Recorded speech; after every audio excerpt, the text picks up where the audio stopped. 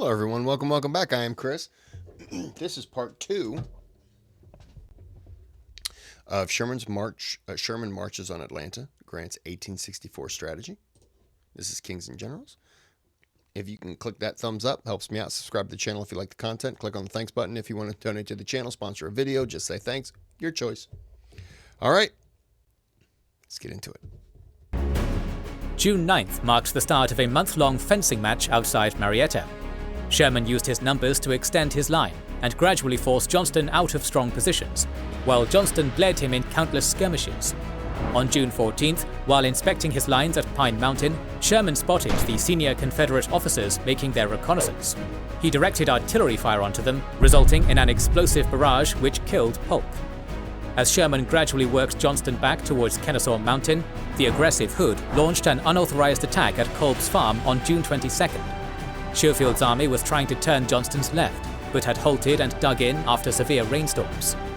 Hood suffered heavy casualties in a reckless attack against Federal earthworks, but his post-battle position blocked further Federal movement.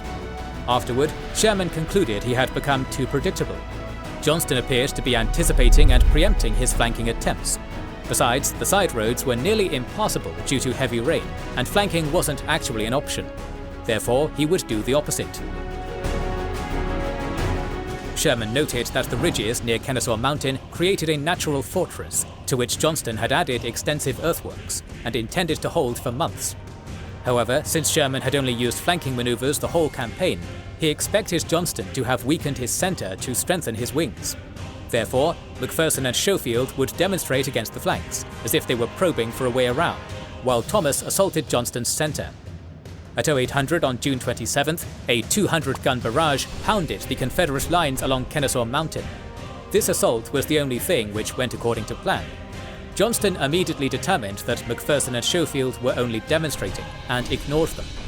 The terrain was far more broken and thickly vegetated than expected, and what was supposed to be a concentrated push at 0830 became piecemeal assaults along the whole line between 0830 and 0930. While Federal forces managed to take the outlying rifle pits, Johnston's breastworks were too strong to breach, and the attack petered out by 1100.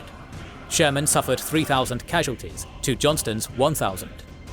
However, this tactical defeat quickly turned into a major strategic victory. Schofield's troops found an unmarked path to Ollie's Creek, and 2 infantry brigades were across and between Johnston and Atlanta by nightfall.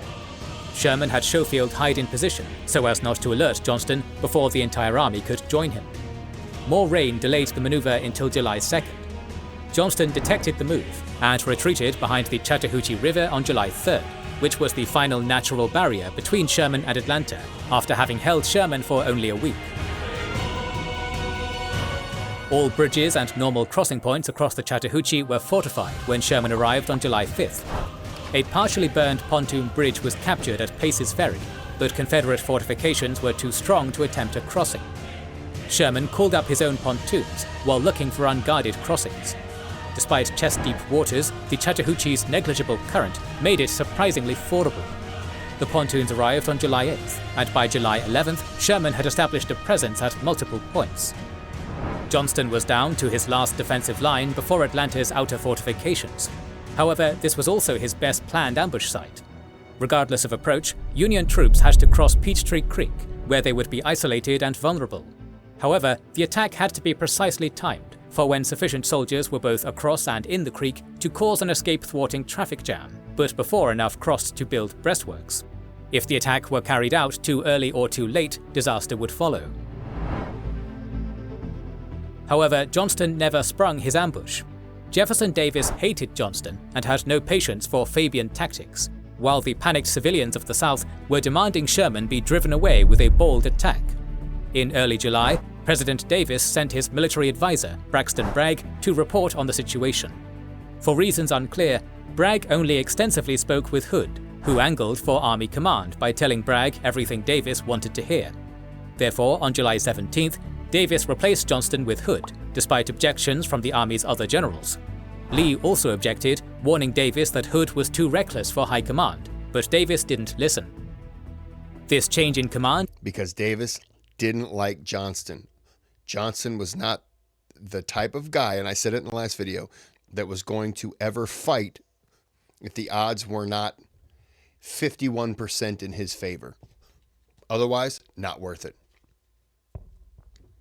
Wasn't going to put his men in harm's way, was not going to risk anything. That's just who he was. He was a cautious guy. Cautious, but in a good way. As I said in the last one, he's the type of guy that if you're under him, you know that you're going to have to fight. You know, you're going to have to be in a battle. You understand that. But he's not going to put you in a situation to just throw you out. And if you are fighting for him, you respect that. You appreciate that. And it makes you want to fight for the man. Unfortunately, there are other people who don't necessarily view lives that way. And that's also in the North. They don't view lives that way. You know, the soldiers' lives. And so that comes with the territory of you're too cautious. I have to replace you. Plus, Jefferson Davis just didn't like him. So that's all he really needs to help secure putting somebody else in charge. In the enemy camp came as a relief to Sherman. Despite appearances, Johnston's strategy was working. Sherman had marched 112,000 out of Chattanooga, facing 50,000 Confederates. After 2 months of attrition, fighting, and leaving behind garrisons, Sherman had 80,000 to Johnston's replenished force of 50,000. Furthermore, Sherman knew that Johnston would happily endure a siege through November to deny him victory. Conversely, Hood would almost certainly recklessly attack, shattering his army. Victory was now a question of when, not if. Grant said Johnston was one of the best that the Confederates had. Sherman kind of shared that same belief. And with the... Hey, what are you doing? With the cautiousness of Johnston being replaced, you know that Hood is a... You know, if you're going to put it in boxing terms, Johnston is a counterpuncher. He's going to... And he's going to defend, and he's going to strike you when it's good, and then defend, and then hit you a couple more times. Hood, closed eyes, might as well wear a blindfold, and he's just swinging at anything and everything. Things like this, you can't, if you're looking at it, you can't blame Johnston for being protective. You have to blame, because he was winning. He was not winning, but he was striking at Sherman's abilities, and death by 1,000 cuts kind of thing. And Davis didn't like that. Davis wants his guys to do. He wants them to fight how he wants them to fight, and even Lincoln with the North. You got to let your guys do what they do best. Like George Thomas was not great at attack, but Thomas was excellent at defense. He single-handedly saved a lot of those Union forces at Chickamauga. So, you gotta let your guys. The ebbs and flows of war I get, but you got to let your guys do what they do best. Sometimes I understand. I'm going to shut up now. Hood took command on July 18th and decided to execute Johnston's ambush. However, he didn't understand the plan's nuances and consequently botched the assault. Thomas's troops began crossing mid-morning July 20th, and Hood intended to attack at 1300. However, the other Union Army's movements caused Hood to shift troops eastward, causing a cascading movement along the line, which delayed them by 2 hours.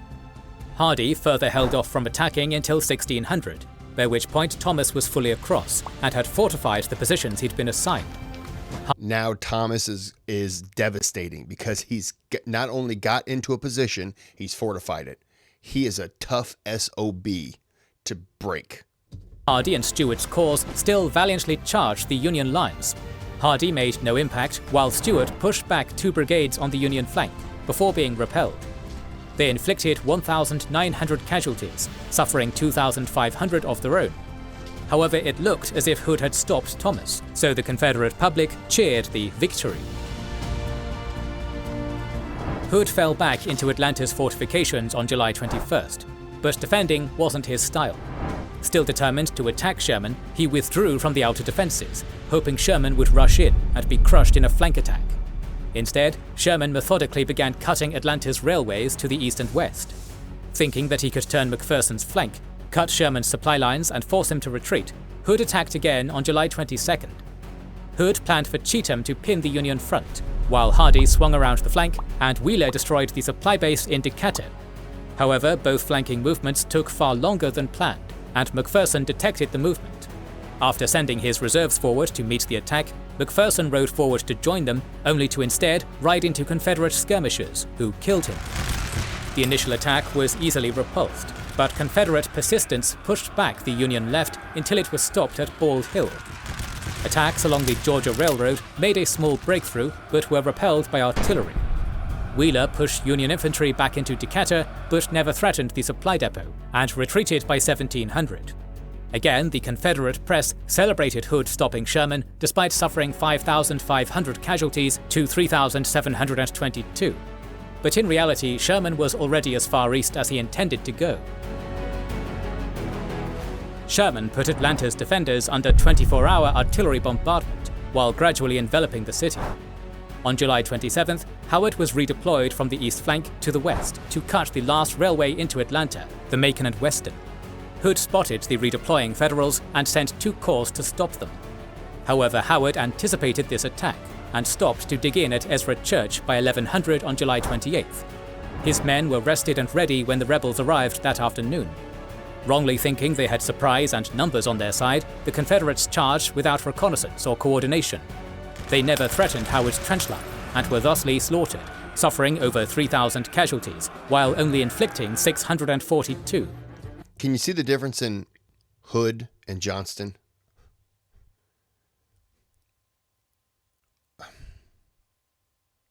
Hood was more reckless. And you're seeing that in the amount killed, which Johnston would never have allowed. Johnston would have fought, retreat, fight, retreat, and always put himself in another good position. Johnson would, if he killed 2,000 and he lost 1,000, he would mourn his 1,000, but he would say, we took a chunk. If he loses 500, but he takes out 2,500, we took a chunk.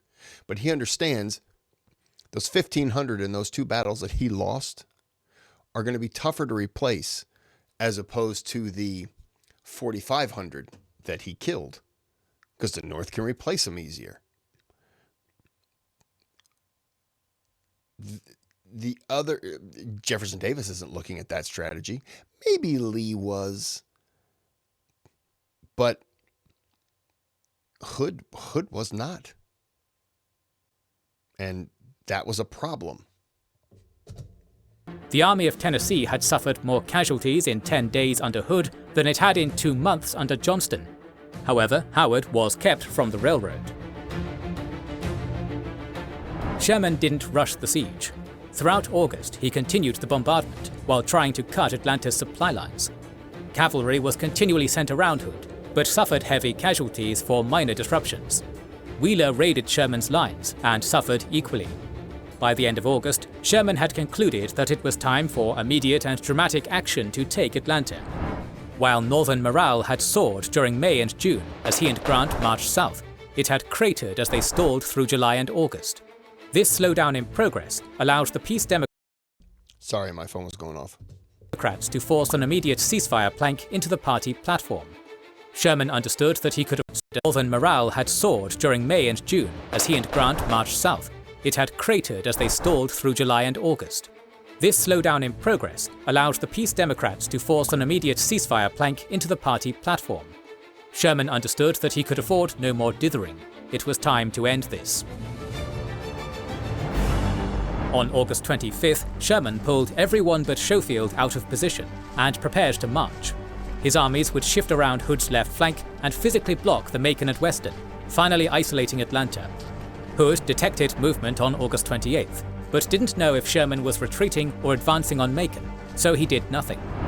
Finally realizing what Sherman was doing at 1800 on August 30th, Hood rushed 2 corps under Hardee to Jonesboro with orders to swiftly attack the next day, while he brought up the rest of the army to finish what his 2 officers had been ordered to start. At 0900 on August 31st, Howard discovered Hardee's position in Jonesboro and pulled back to build fortifications, while waiting for Thomas to arrive. Hardee also waited until all his troops arrived around 1500 before following Hood's orders to attack with bayonets fixed in echelon from right to left.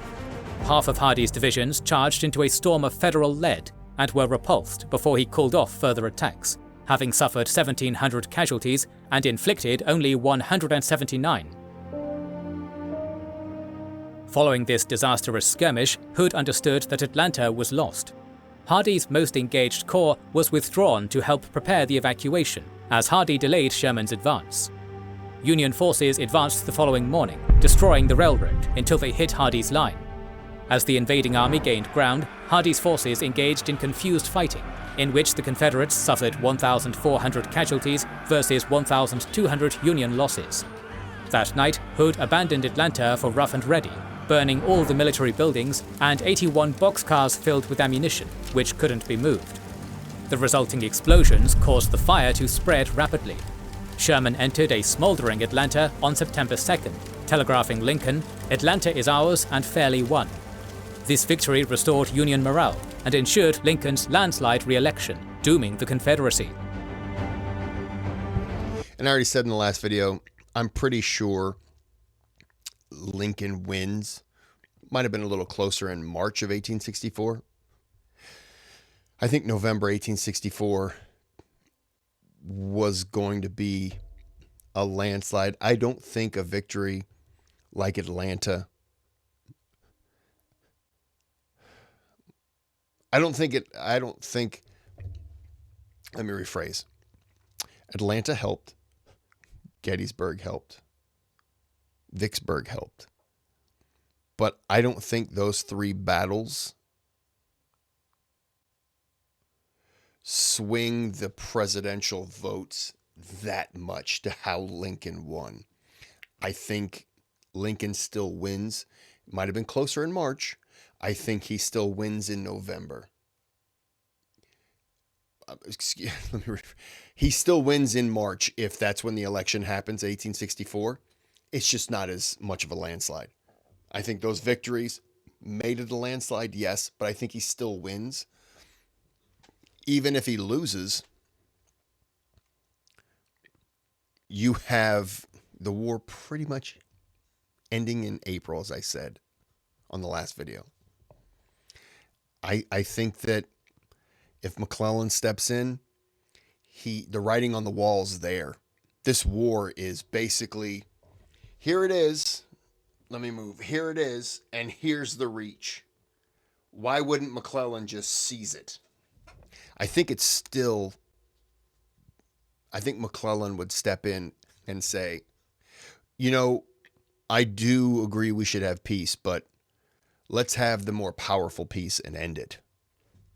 And I said this all in the last video. I understand I'm rehashing it, but I think that's my opinion. I have no data backing that up. But I think that if McClellan steps in, why wouldn't he continue to just end it? Because McClellan, I apologize for the voice change, McClellan does still love those troops. Why would he kind of turn his back on them and say, all those people who died, we're going to make peace now? Now, I think McClellan steps in and still secures it because he sees how close it all is. And I think anyone who gets into the presidency would see that and think, we're literally like, we're there to knock on that door of victory. Why would I pull back now? For the next 2 weeks, Sherman consolidated his victory. Atlanta was useless to him and needed to be abandoned, so he expelled the remaining civilian population to secure his rear.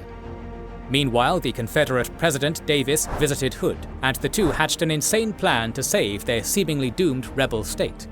Hood would swing around Sherman, liberate Chattanooga, gather supplies and fresh recruits, before turning to defeat Sherman. Once that was done, Hood would continue to Nashville before turning east to link up with Lee and drive off Grant. This harebrained scheme was a manifestation of Davis's delusional optimism, but Hood was too concerned with keeping the president happy, and thereby keeping his command, to say anything. Whatever minuscule chance the plan had was subsequently ruined when Davis touted it during speeches upon his return to Richmond, destroying the element of surprise. Sherman smirked at the absurdity, even more so when Hood began marching on September 18th. Thomas was sent back to Nashville to organize defenses, while Sherman half-heartedly chased Hood into Alabama. He then sent 3 corps to Thomas, keeping 4 corps for his next campaign. When Sherman first proposed his plan to Grant, the latter had balked. Sherman proposed to cut loose from his supply lines and march across Georgia to Savannah, foraging for supplies along the way, and destroying anything of military value to break Southern morale. While Grant did not doubt that Sherman could scavenge enough food, he was concerned about his peer cutting himself off from reinforcements and communication. Communication 140,000,000%. Yes, because Grant loves Sherman so much that he didn't want to risk his friend being in a predicament where I need assistance and Grant would never find out. He knew he could live off the land. Thomas could live off the land. Grant could have lived off the land. That wasn't the problem. It was, you are cutting yourself off from any help. Put yourself in this situation. How many of you are willing to just, hey, I'm going to go on a road trip and I'm going to leave my phone? You wouldn't do that, right? That's your communication. If something happens, that's your way of getting help. No, I'm just going to leave it here. You know what it is? I'm going to wing it old school. I'm just going to go buy a map and I'm going to drive to where I need to go. No, even you today wouldn't do that. I wouldn't. That's insane. That was Sherman leaving any potential line of communications, any kind of wire that they could use to communicate. Sherman's like, nah, don't need it. And Grant's like, oh, wait a second. Let's rethink what you're saying right now. That's pretty much what Sherman was wanting to do. An enemy army around, that was exceedingly dangerous. However, with Hood off on a fool's errand, Grant approved the plan. On November 15th, Sherman burned everything of military value in Atlanta and marched out with 62,000 men in 2 columns. Proceeding along a front between 10 and 50 miles wide, Sherman's troops scorched the earth of Georgia. Let me just say this also. Anyone in the South that doesn't like Sherman, I 1,000,000.2% understand why. Because he inflicted total war on not the military, but on the people. I get it. I really do. I completely understand. But unfortunately, we don't see the things that Sherman saw. We don't see the things that the people, the Union soldiers saw. And this was their way of saying, we need to do this because the people have to suffer.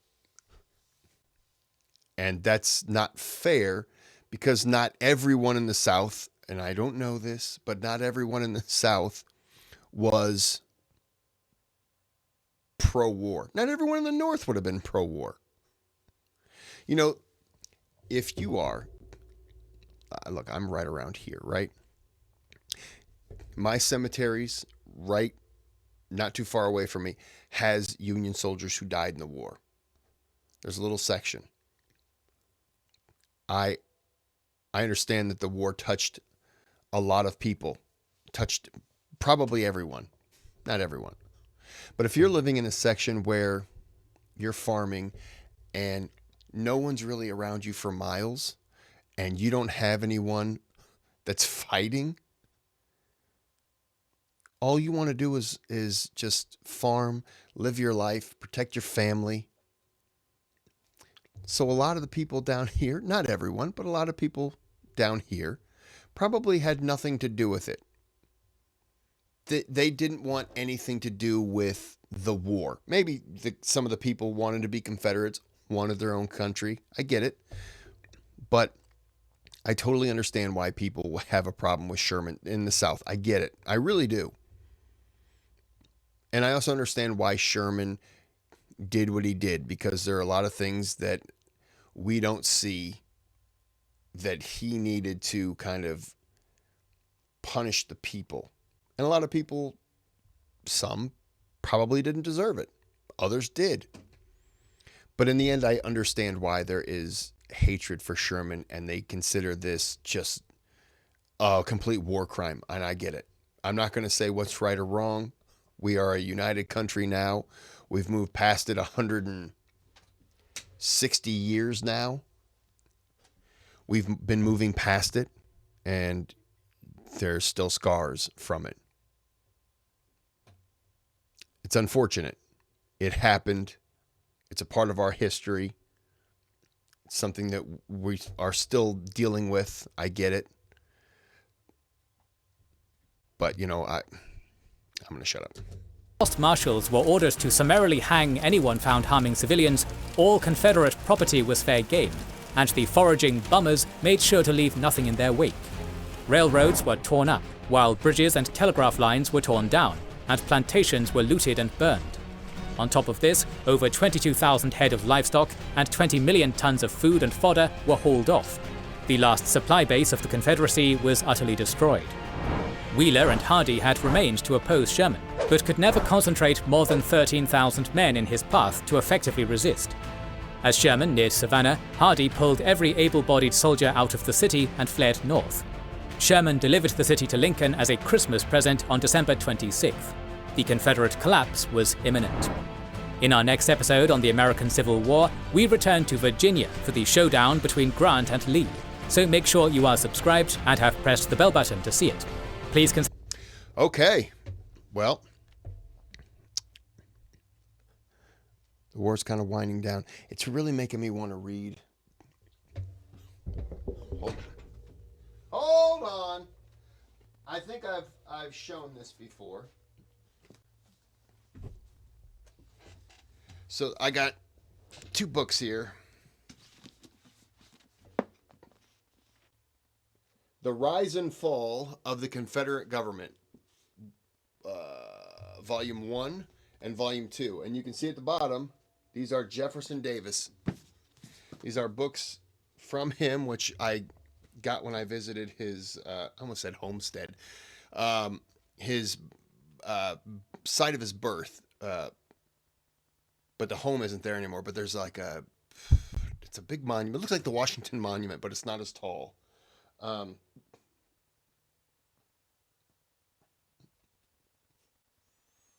But holy cow. So table of contents, there's an introduction, part 1, part 2, part 3, part 4. Part 1 starts at page 7. Part 2, 59. Part 3, 128. Part 4, 189.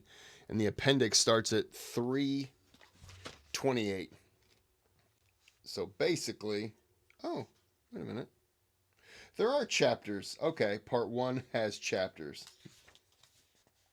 Footnote: the following letter, written in 1853 to the Honorable William J. Brown of Indiana, formerly a member of Congress from that state and subsequently published, relates to the events of this period and affords nearly contemporaneous evidence in the confirmation of the statements of the text. Maybe I won't be reading this.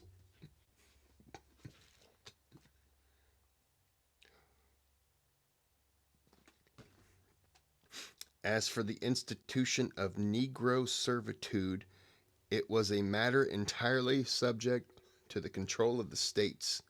No power was ever given to the general government to interfere with it, but an obligation was imposed to protect it. Its existence and validity were distinctly recognized by the Constitution in at least 3 places. This is going to be a difficult read. The Dred Scott case. I've said this before. The Dred Scott case, no, not the Dred Scott case, the descendants of Dred Scott. There was a woman, she is his, that's me not remembering the number in line, but she's basically like a grandchild. Insert how many generations later. And she was in Bishop Hill, Illinois. This was a few years ago, and she talked to the people there, and I found out about it afterwards, and I wish I would have went there just because she was talking about his story, his life, what happened after the case, and a bunch of stuff like that. It would have been really interesting to go listen to her. I had her email somewhere. I tried to get it set up so she could go to Abraham Lincoln's museum. But it came to me sponsoring a trip, paying for everything, and I was like, I don't know. She's in Missouri, by the way. She currently lives in Missouri. I think maybe around St. Louis. I don't remember. Anyways, we're gonna end this here. This had nothing to do with the conversation, but it is, Jefferson Davis has a couple books if you're interested. Like I say, I got them. So from his place of birth, so I clearly overpaid for them. I think it was like 35 or maybe even $45 a piece. I don't even remember. But I prefer to buy them from those places because you know what the money goes to. Am I a fan of Jefferson Davis? No, but there you go. All right, well, we're gonna end this here. I'm gonna go get some coffee, and until next time, have a good day, have a good night.